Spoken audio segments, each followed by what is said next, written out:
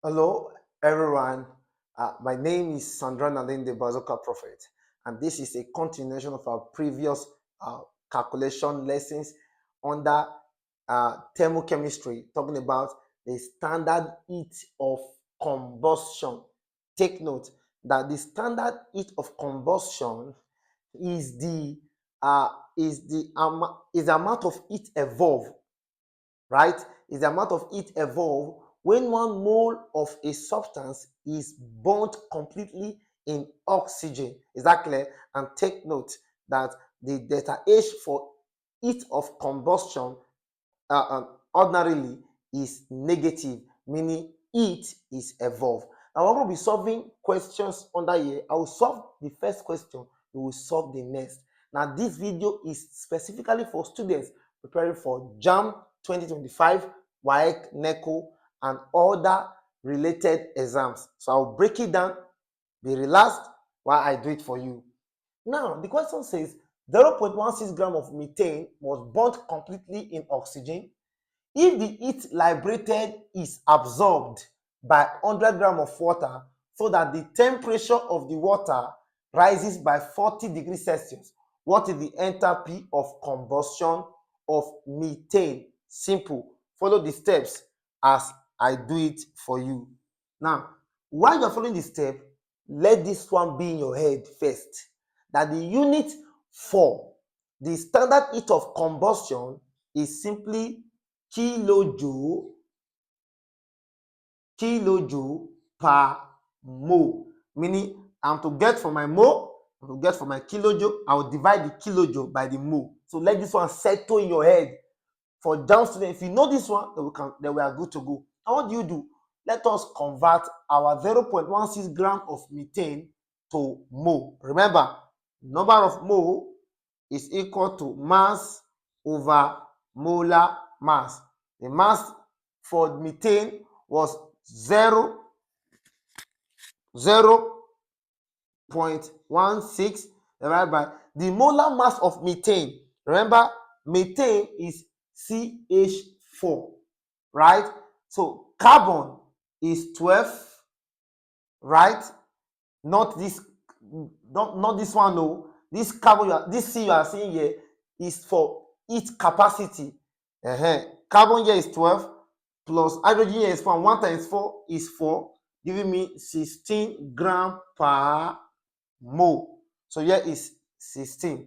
So when I divide, I should be having 0.16 divided by 16 to give me 0.01 what now? Mole. Meaning I have gotten for my number of mole first. The next is for us to now solve for what now? The heat that is absorbed by 100 grams of water, meaning you have to get your kilojoule here now from water. Take note, you have to get this kilojoule here now from water. So what do? Let me quickly rub this first part. Please don't forget. Now what do I do here? Remember the formula to calculate for the kilojoule of water is simply Q is equal to MC delta what now? Theta. Take note that the mass of the water here was given to us from the question to be 100 multiplied by the heat capacity 4.25 times. Now, they've already told you that the water rises by 40 degrees Celsius. Please do not make that mistake of converting to Kelvin. No, because of this unit here, it's already in degrees Celsius. So leave it like that. Do not make that mistake. So what do? We just come here and put what now? 40, which is now equal to as 100 multiplied by 4.25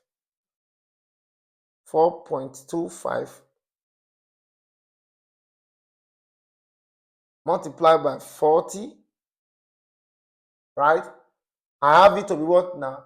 1,700 in what now? It will give me in joules, right? Here will give me in joule. I have to convert it to kilojoule by dividing by what now? 1000, which will now be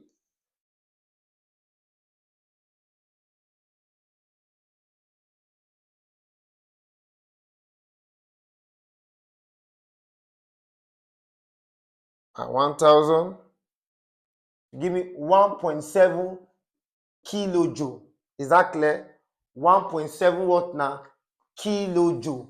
Now, if I'm having it to be 1.7 kilojoule, for example, normally the heat capacity for water is 4.2, but because of what they gave to us here, that's why we're using 4.25. So what do we do here? I come here to say, simple, since I already have my mole and I have my 1.7 kilojoule, just follow these processes.